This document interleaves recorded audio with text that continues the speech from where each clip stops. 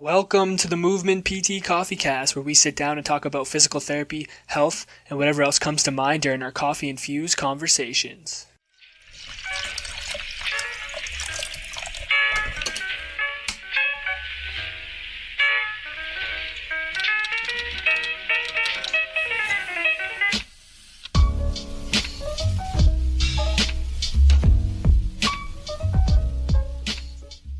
What's going on, guys? Welcome back to the Movement PT Coffee Cast. My name's Dalton, and with me, as always, is my beautifully bearded friend, William. William, how are we doing today? Doing excellent, man. I'm just making my coffee right now. Figured we'll do it live today, you know? Yeah, getting it going? Yeah, getting it going. What do we got going? Not sure what the coffee is. It's just got it from upstairs, but using the AeroPress, Shout out AeroPress. which is like just the best for making coffee, to be honest. Yeah, I mean, I'm on board, bro. I would say that is probably my favorite way of making coffee too. Yeah, totally. While you get that going, I'm just gonna do something. I want to do something new on this episode. Okay. I want to give a shout out. We're gonna start giving some shout outs to people who leave reviews on our podcast on iTunes, because one, we 100% appreciate you guys leaving us reviews. And we want to show you some love for it. So I think we're going to start announcing anyone who leaves a review. We'll take one review and we'll shout you out on the podcast. So this week I'm going to give a shout out to Free Birdie. He left us a review. He said he loves the podcast, amazing hosts that have great chats with some of the top people in the physiotherapy related field. You learn something new from every episode. It's an all-around high-quality podcast. If you're in the physiotherapy industry and not listening to this podcast, get on it now. That's good advice. Man, you know what? I want to start doing this more. It just hypes us up. I feel awesome. good about that. Thank you, Free Birdie. Appreciate it, man. Yeah, and also thank you to the 23 other people who've left us a rating, 5 stars. I mean, that's huge. We really appreciate that. So hopefully, guys, if you are listening to this episode or you've listened to one of our episodes and you've enjoyed it, head over to iTunes, leave us a review, leave us a comment. Not only because you'll have a chance to get it shouted out on the podcast, but also it just helps give us feedback and build our podcast up on iTunes. They take into consideration ratings and reviews. So any way we can continue to move our podcast up the charts and reach more people, the better. Yeah, well, that's a little rating, you know? Well, how's the coffee coming? Are we almost done? Oh, almost there. All right. We're getting there. All right. Well, I should really be drinking original blend. You should be, bro. What the hell? I I'm mean, not, though. if anyone else wants to drink the original blend, they can head to themoonpts.com and pick themselves up a bag. It's the official coffee of rehab. But let's get into the episode. Okay, Will, it's just me and you today, so I'm going to let you maybe intro the topic. I know it's something that we've had conversations about before, and I know it's something that we both kind of struggle with at times. So maybe if you just put it out onto the table, we'll have a little discussion about it, and then hopefully the listeners can give us some feedback in their own comments about the discussion that we're having. Yeah, totally. So sorry in advance for anybody if you can hear. I don't know if it's audible, but my dogs are going crazy upstairs. And Badger, bro. I hear Badger chirping. Do you? Oh man. Yeah. Maybe I'm gonna close that door. Hold on one second. All right. I'll have to keep the podcast going. Also, guys, if you haven't followed us on, never mind. I'll do a plug later. Will, go. Yeah. So to be honest, I think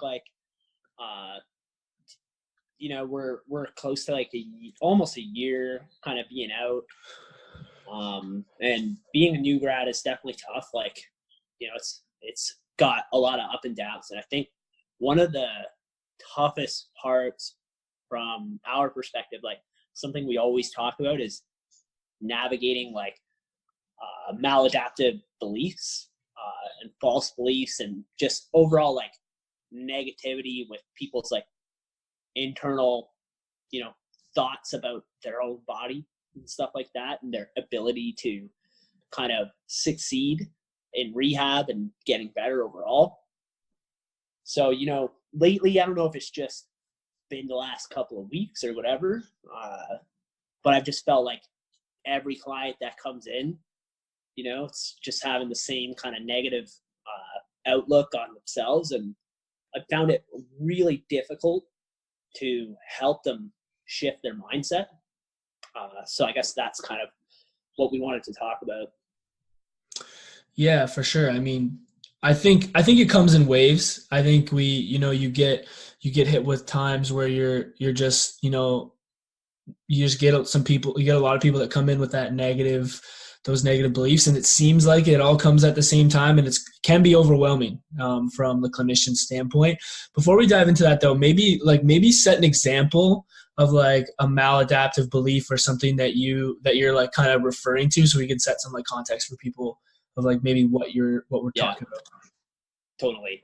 I think a big one that I'll see, this is just one example, but is like, my joints are wear and tearing, and it's probably because of all the lifting I've had to do at work and all the sports I played when I was younger, It's Right. like something like that. So the idea that they're just like wearing away, Mm-hmm. and that one's a tough one because it kind of sets this idea that you're where you are, it's your fault, and there's no way out. Right. And then they're coming to you. Yeah. Yeah. And a lot of times they're coming to you because they're in pain. And they probably, I don't know, can't do something that they want to do.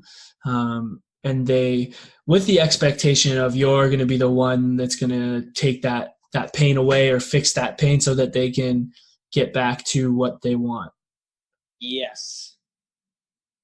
And then I think the difficult part of it is some component of them getting better is going to be engaging in the very things that they view harm them in the first place. Right. Like you're saying, like what you're going to have to get them to do. Yeah. Yeah. Exactly. And so then that becomes very challenging. So like, I mean, obviously that's common, and like, I'm sure you've had some success with that as I have, like I've dealt with it too, like in some stance, and you've had people have successful outcomes, but I'm sure you've also had people that just don't figure it out. What do you think is like one of the differences between why someone might take the path of getting back to what they want and why they may take the path of going the opposite way to that like almost learned helplessness, and to the point where they're kind of not going to change their minds or their beliefs around those things? Yeah, I mean, that's a really loaded question. Yeah. Like so many factors that would kind of contribute to that, but I think a big one is just how socially ingrained those narratives are with the person, and how much they're surrounded by those ideas, how long they've held those beliefs.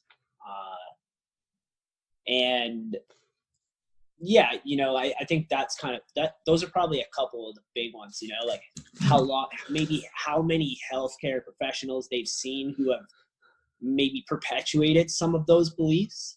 Yeah. And so by the time you're seeing them, it's kind of like, okay, well, what can you really expect to accomplish? Mm-hmm. We know how hard it is to change people's beliefs, but those can be, regardless of that, it's just, those are just exhausting sessions. It's hard.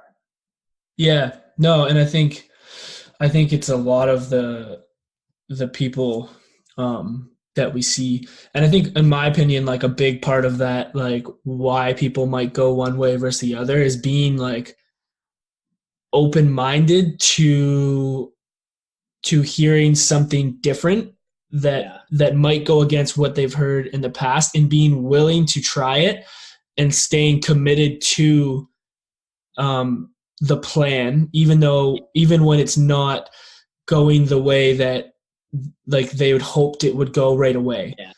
And I think the biggest problem is people want this quick fix and this quick like change in their pain levels or their function level, when in reality a lot of times that isn't the way it goes, and that it's going to take time, and that they need to stick to the plan even when it's not like going the way they want, because it's not going to be linear. It's going to be up and down. And I think a hard part, and I've struggled with this, is reinforcing that to people, and setting, even sometimes failing at setting those expectations up myself, that then leads them to be like, yo, why am I not getting better in like 2 weeks? And then at that point you're like, this is why. And you're trying to play catch up. And I think that's a big thing that I've struggled with, in general, that probably like puts more of that stress and that difficulty on me. And at the same time, I feel like I've done a pretty good job at times setting that expectation off the bat, and then feeling like that person is on board. But then when the first thing goes wrong, or they have their first flare up, or they're not, better in their mind in like the time frame that they think they should be, is when, and if they don't choose to continue to stick to it, is when I see people will be like, I'm like, they'll be upset and they'll drop off, or they won't want to continue. Yeah, totally. And that's the difficult part, because it's easy for people to default back to those false beliefs and those reasons why, they have the flare up, because it's so much easier, and you're in struggle city, like you feel like you're getting better, and then things just get worse, and it doesn't always make sense. Like people have this thing where it's like people will just come back and they'll just be like, nothing happened, nothing changed, but I'm worse, Mm-hmm. And then they default back to those narratives of like, oh, I'm wearing and tearing and stuff. Mm-hmm. And that's where, like, you really, at that time, I think you have to be careful, but you've got to try to bring them back to those narratives you were trying to get them towards earlier. And I think it's hard, because you take that on when it doesn't go well, as much as say that, and it's good, and that's what you should try to do. But it gets very exhausting when you're not quite getting the turnaround that you want at that kind of pivot point. Yeah, as much as you try not to take it on, obviously, like it happens. Like you feel it, because like I know you're similar to me, but we come from the place of like wanting to really help people. Like we really do want, because I think we've seen the power of being able to facilitate and help people learn these things on their own, update their narratives, update their perspectives, and get back to the things that they want to do. And we've seen it work. So then we feel like we want that for everyone. And I think a big answer to this question of, how do you deal with it, or the frustration over it, is coming to terms with the fact that you're not going to be able to help every single person that you see, as frustrating as it may seem when it doesn't work out. And you can't be so hard on yourself. It's easy to say that, because I do the same thing. The one thing I've struggled with is when do you let it go? Yeah. When do you let go, trying to give that to that person when they're not getting it, or they're not ready to do it, or they're, what I mean? Like that's what I struggle with, because then I'll always default back to myself being like, okay, what am I not doing? Am I not communicating the best way? Am I not putting it in it? Am I not like giving them strategies, or am I not doing things or educating them in the right way? And I'll always come back to myself on that, which I think is good. But at the same time, it's like sometimes it's not you, and it's hard to find like when that is. Yeah, I agree. You got to let it go at some point, but yeah, it's hard, because ultimately we care, and we know the benefits of having a positive framework for yourself and your body and your ability to improve and all that sort of thing. your Yeah. ability to navigate, periods of pain Mm-hmm. and that sort of thing. And so when you see people going down that path, it's hard to watch. Mm-hmm. But I think also something I've been realizing is you got to pay attention more to the ones that do get it. Yep. Because I think we just have a bias as humans Mhm. towards negative information, and you're seeking that. It's like a survival instinct, where you're Yeah. like, I want to make sure I'm not, screwing everybody up. And so you really get hyper focused. It's like nocebo, you're noceboing yourself and thinking you're a crappy physiotherapist. No, hey man, that's 100%, 100%. And I would be hard pressed to think that we're the only two people that, have felt that way at some Yeah. point. And that's why we're sharing it and being honest about it, right?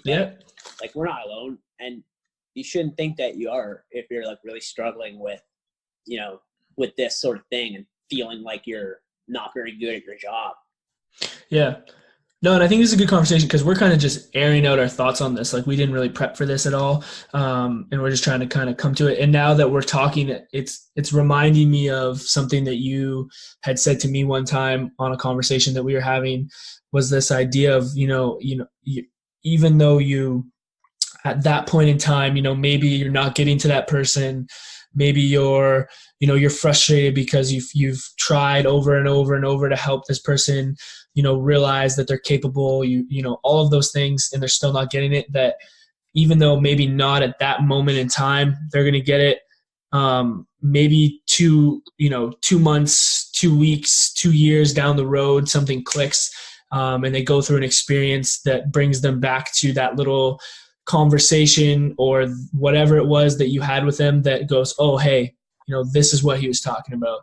And maybe that helps them get back to maybe finding you or finding someone else that can help them. And maybe at that point they're ready to change and change their beliefs. So I think that's another thing to think about when you get to that period of time where you're like, bro, I'm beaten down.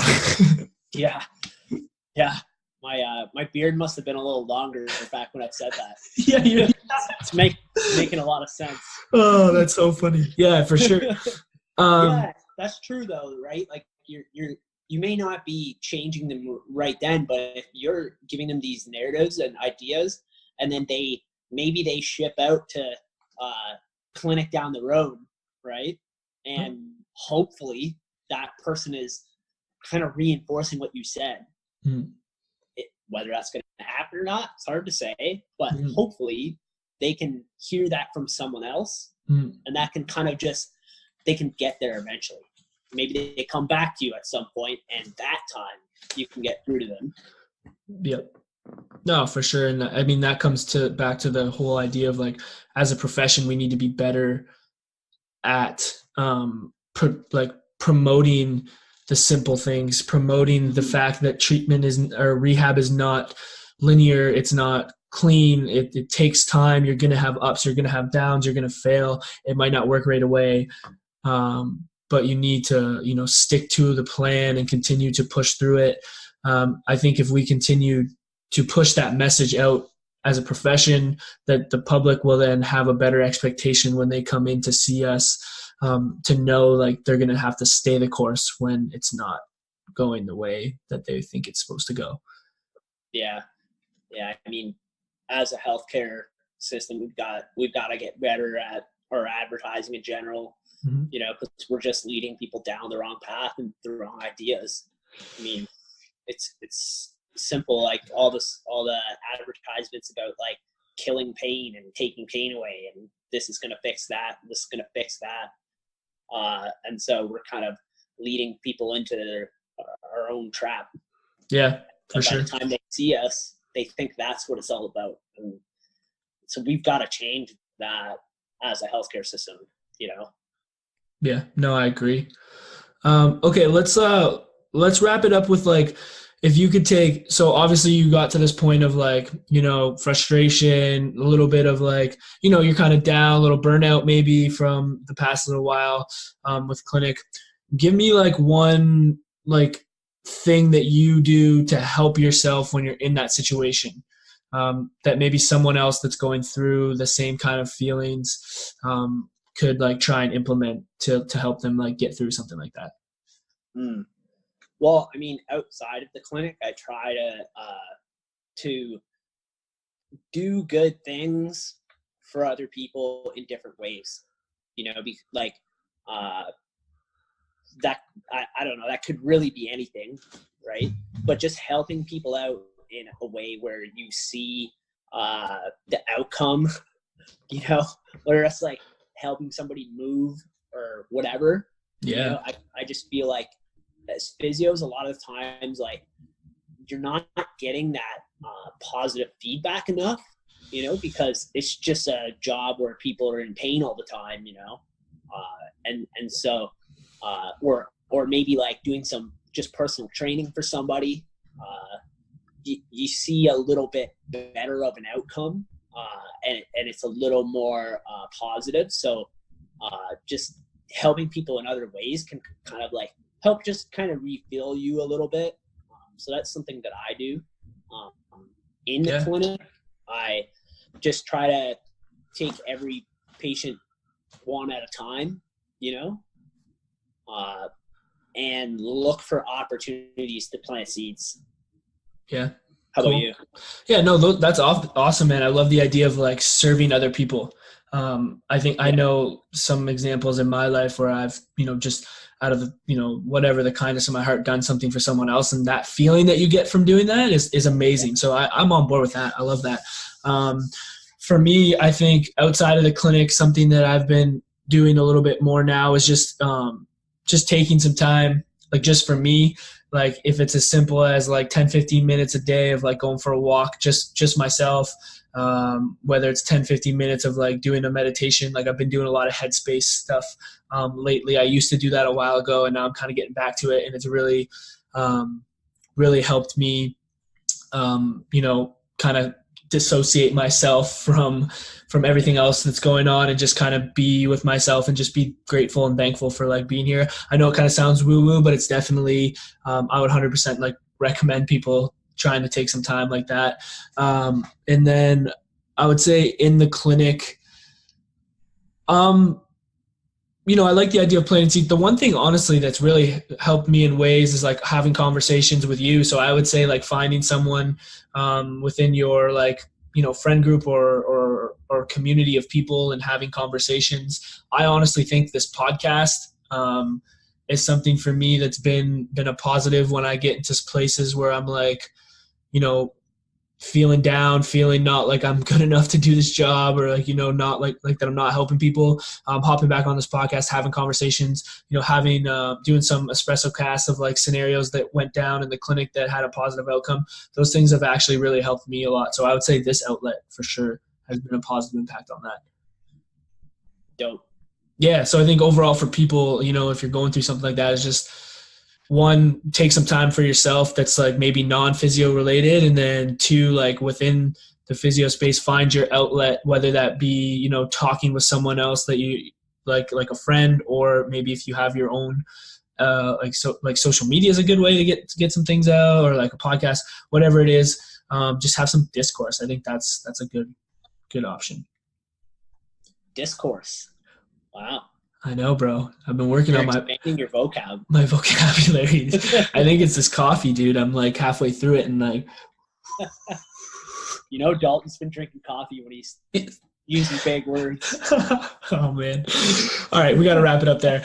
No, but let's end it there. I think that was good. I hope you guys take something away from it. And again, this is more of like a discussion for everyone. So if you guys are listening, you have some thoughts, feedback, things that you deal with, please send us a DM, send us an email, whatever it is. Get in contact with us and give us some of your thoughts. It really helps us, and hopefully it'll help you kind of maybe air some of the things that you're struggling with. So if you want to do that, you can follow us on Instagram, Facebook, and Twitter at the MVMT PTs. Our email is themovementpts@gmail.com. Again, we're going to be reading some reviews on our episode, so head over to iTunes, leave us a review and a rating. We'd really appreciate it. It helps us move up the charts on iTunes. And then lastly, if you want a bag of the original blend, please head to themoviepts.com, get yourself a bag. I promise you it's delicious. I would highly suggest making it with the AeroPress. William, do you have anything? Ooh. No, that's it. All right, sweet. Guys, thanks for listening. We appreciate it. We love you. Peace.